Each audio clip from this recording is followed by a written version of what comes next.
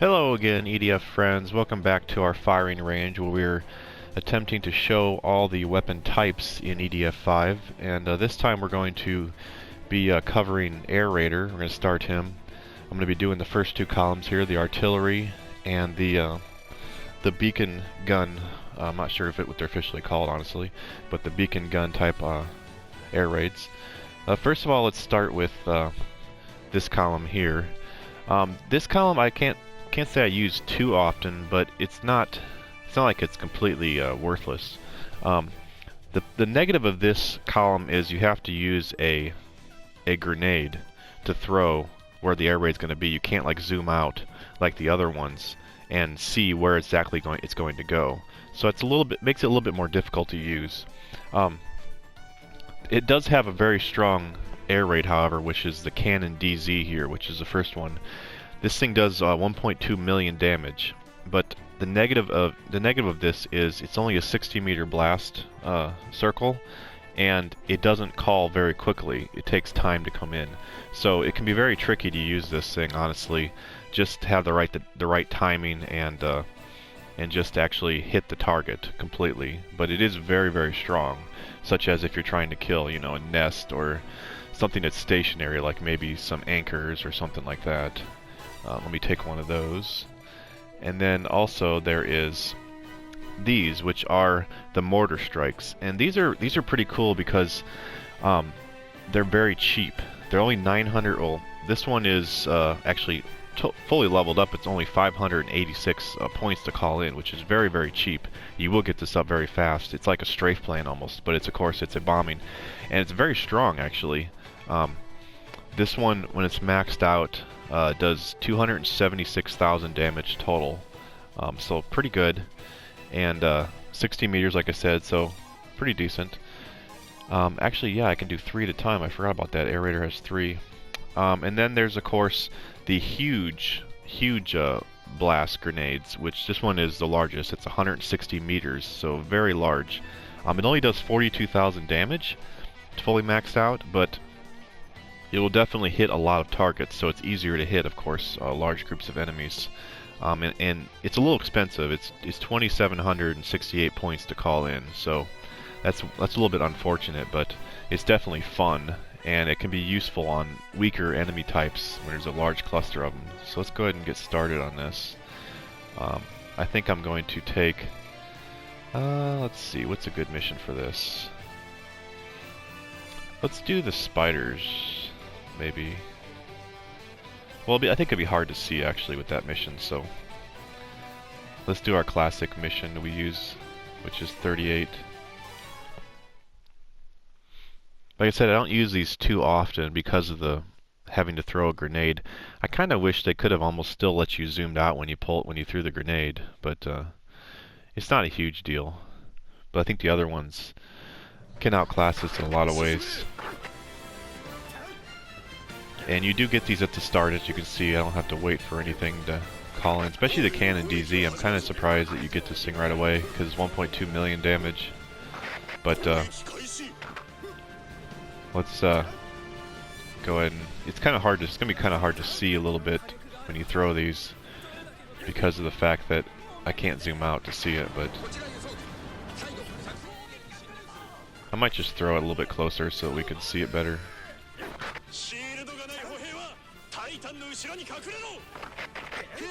Alright, there's the Cannon DZ. Very strong, but as you can see, it takes a while to come in. That's not it. That's their airstrike. Here comes the cannon. So a little bit of delay, but pretty large, pretty strong for sure. Alright, and here's the quick shooting mortar, which is cool.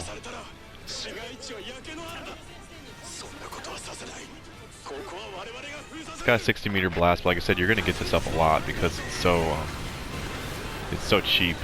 Unfortunately, these mortars always take a while to call in, so that's definitely the negative of them. But they kind of arc in 40 shots. And then here's the huge one where it doesn't do much damage, but it hits the entire area for that 42,000 damage. As you can see, it's a huge... It actually takes up the entire mini-map if you're standing there in the middle. It'll cover the entire mini-map. But yeah, those are the mortars. I don't really use them too much, but there's some uses for them. Like I said, I really like the B9 one, the one that's really cheap. That one's definitely fun. Alright, that is actually all the air raids in this column. They all just pretty much repeat. You have a smaller howitzer, 130 meters here, but still expensive. And then here's a cheap calling. Any of the B ones, the B9 to B4 is a cheap calling one, which is pretty cool.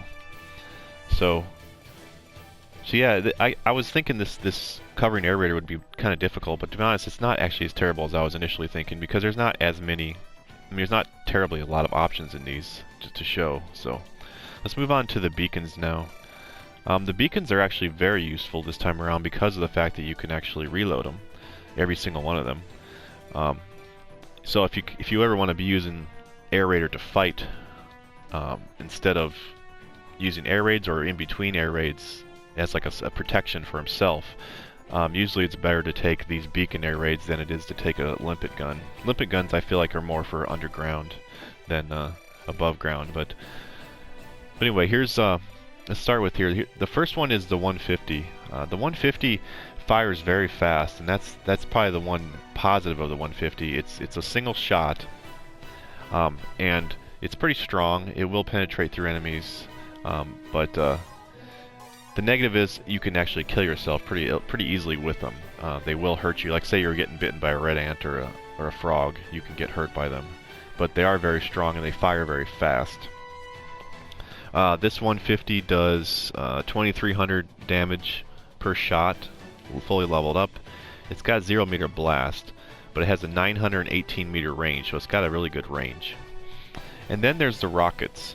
The rockets aren't terrible. I never really used them until more recently, but the positive of the rockets is they fire fast and they reload fast. So for example, this rocket does 4,800 damage for one shot. It's got a 22 meter blast, so pretty good, very strong, and it's got an 804 meter range, so it's got a good range as well. And it reloads faster, typically faster than the other ones, than the other air raids, and also that fires faster. Like for example, well, I'll talk about those later. But anyway, let's take a rocket here, and then let's take one more, which would be the 105. The 105 is probably one of the most useful ones, very strong. I use this one an awful lot. It does, let's see, how much does it do? It does 59,000 damage for one shot, and it's got 30 meter blast, so it's got a decent sized blast for that damage, and it's got a 918 meter range. So it's a very useful weapon. It's more for like I like the ones that fire a bunch of shots.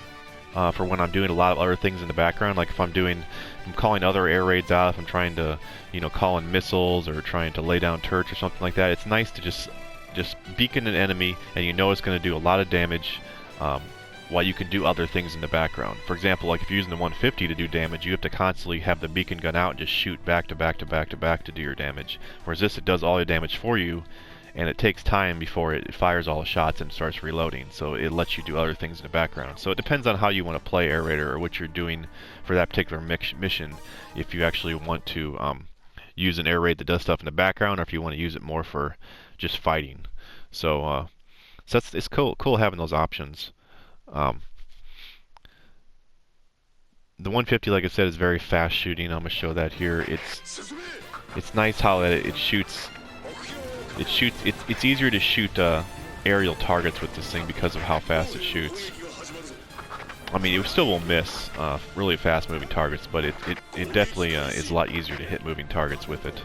So it's good for drones, it's good for wasps, and like I said, it does penetrate through enemies, so that's helpful as well. And the nice thing about these beacon guns is you can tell if it's in range by when you zoom in. It'll be lit up or it won't be lit up. Like, for example, it's out of range right now because it's not lit up. But as soon as it's in range, it turns red. So as you can see right there. So pretty cool. And it shoots really fast, as you can see. This is one of the fastest shooting beacon guns. But the reload time is a little bit long. But the nice thing is you can change weapons while you're reloading in the background. So it's not a huge deal. Oh, nice shot. And then the rocket here, the mortar. This thing does pretty good damage. I don't mind it for like groups of enemies. It's just like one large mortar shot. Of course, it's obviously dangerous for yourself if you're ever trying to free yourself from something, but preferably you won't be doing that.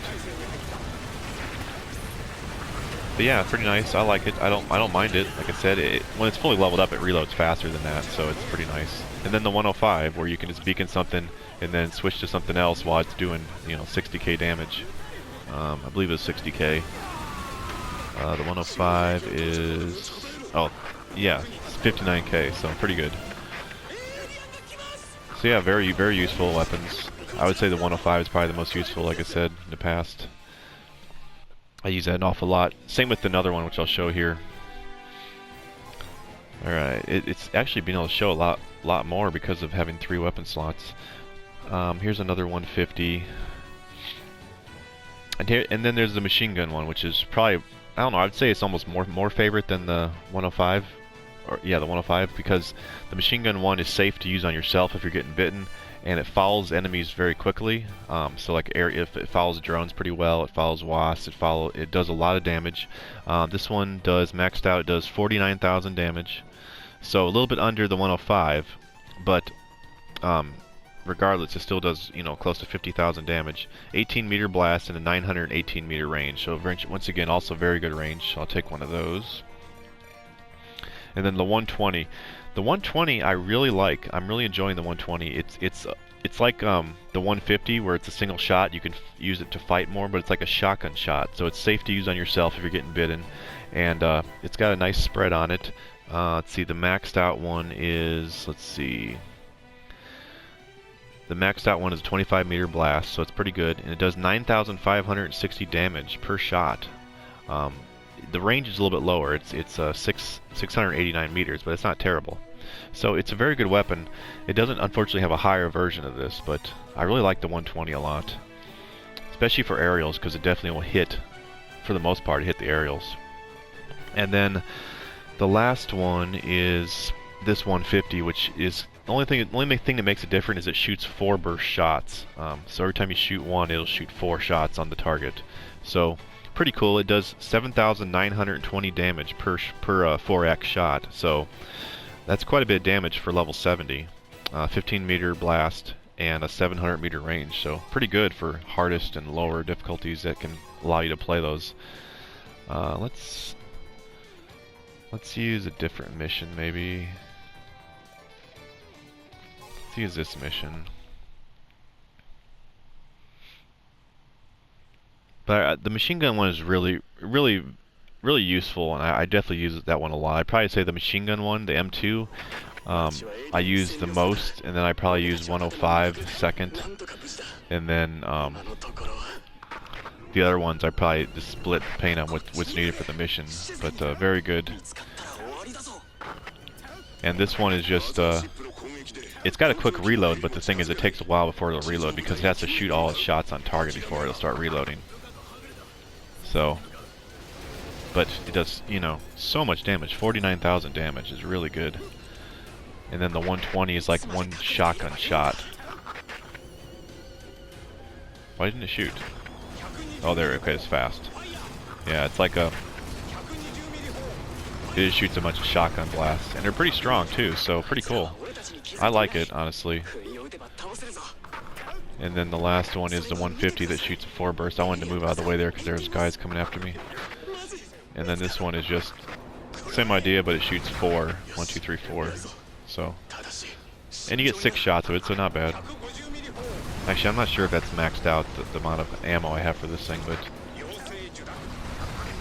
yeah, pretty good.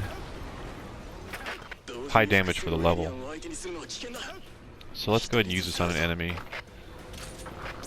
The nice thing is, like I said, it does follow the target, and so it's better for, I would say, single targets and for fast-moving targets because it will follow the target very fast. And this is more for... See, the ship actually does... I think the ship actually does block some of these shots. I know it blocks the prominence because I was trying to shoot the prominence on these guys, and the ship was actually blocking it because it was too high. So I don't know if it blocks the 120 or not. Let me restart actually. But you do have to keep that in mind sometimes with these air raids. Some air raids will get blocked by things in the sky. In the previous game, we actually had Earth Eaters that would be blocked.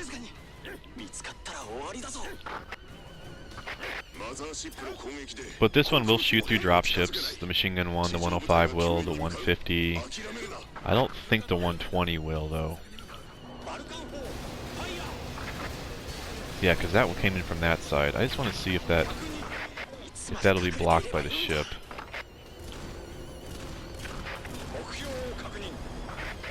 Yeah, looks like the ship will block this one if it's coming in at the wrong angle. Yeah, interesting. Okay. I don't think the 150 ever gets blocked, honestly. Yeah, it goes through ships as well, so something to keep in mind when you're picking the air raid as well. Because you can't kill the ships, of course, the drop ships, but you can kill the enemies coming out of them as they're coming out of the ship. So it's worth thinking about that when you take an air raid.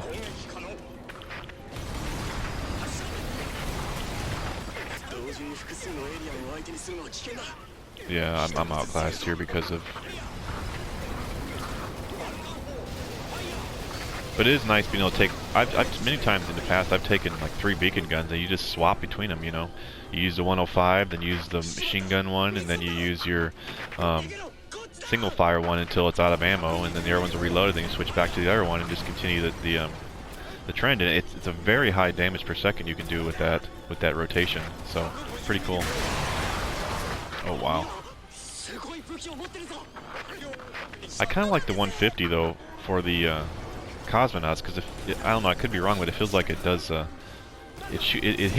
it does damage through their armor. I mean, it's not going to kill them I mean ahead of time, but it does seem like it hits armor. It seems like explosives are the worst on these cosmonauts as far as the armor. I'm not sure why that is, but it seems like the weapons that actually penetrate are better on the cosmonauts than explosives. Because I mean, I called in Tempest on these guys and it doesn't kill them because it just knocks their armor off, whereas something with lower damage can actually seem to kill them. So let me go ahead and retreat here.